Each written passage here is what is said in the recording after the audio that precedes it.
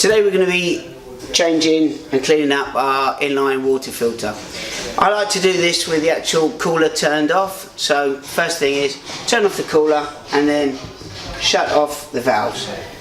Then what you want to do is undo the actual chamber with your plastic spanner. So once you've done that, release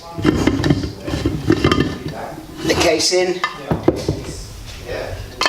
take your filter out, empty any excess water, being careful not to lose the O-ring inside.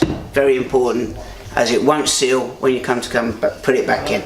Just undo the ends, slide these nylon mesh off, run under the sink, under the tap, clean these up, just give them a quick clean up, back in, just give that a little nip, back on, and that just goes underneath, back in.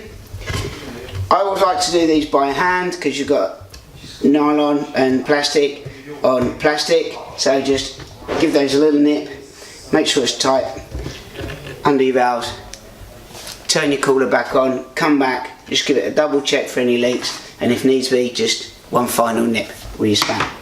And there we have it. Couldn't be easier.